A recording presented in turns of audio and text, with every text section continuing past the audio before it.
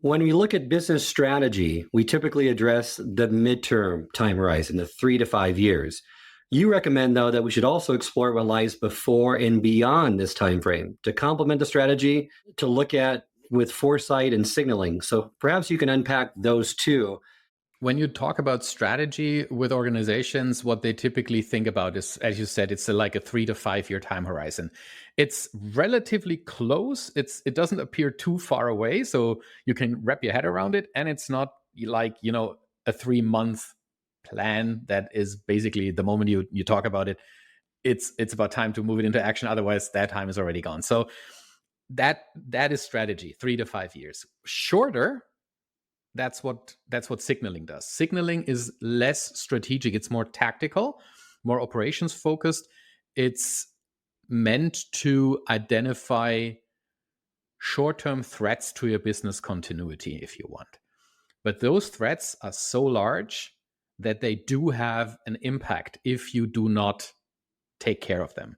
A great example is our organizations that understand the geopolitical landscape, right? So when we talk about geopolitical threats and impacts to supply chains, for example, through wars or other conflicts, there are organizations that are really fast in understanding what does it mean if Russia invades Ukraine?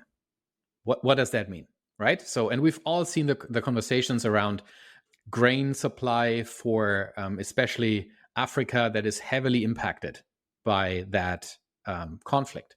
So some companies understand that when they read something in the news, that they need to take this thought or this information and do something with it and think about how does that impact us short term. Many organizations do it, many organizations don't do it. The issue is if you don't do it and there is a big impact, it can derail your business in such scope that there is no business left afterwards. It can be so critical for you that you don't survive that shock. We've all seen thousands of businesses just disappear in the wake of the COVID-19 pandemic. They were not fast enough to change their business model. They were not fast enough to adopt. Very often, these organizations were not particularly healthy in the first place.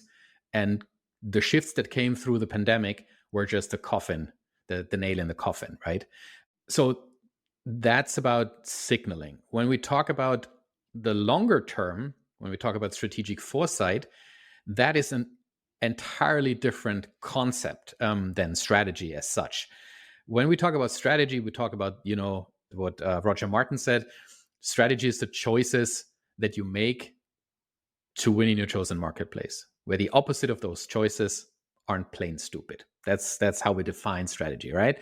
When we talk about foresight, we really talk about something that you cannot plan. It's impossible. It's so far ahead. We're talking about 10 years from now. You need to imagine how the world might look like, how your consumers, your customers that you have today might consume your services or related services in the future. And the interesting thing is this is nothing that happens in the boardrooms, right? Strategy often happens in a boardroom. It's the top executives that make those decisions, that make those choices to win in your chosen marketplace. When we talk about foresight, that's not the executives anymore. That only organizations that democratize the strategy process as such do proper foresight. What they do is they have teams of people who create scenarios about how the world might look like at some point in the future. They crunch demographics data with, geopolitical outlooks. And then they also throw like industry specific foresight into the mix. And out of that, they create scenarios, kind of big bets, and then they test those bets. And what they sometimes realize that, hey, wait a minute, I guess we're onto something here. Like weird stuff, but sometimes those weird ideas trigger really great ideas.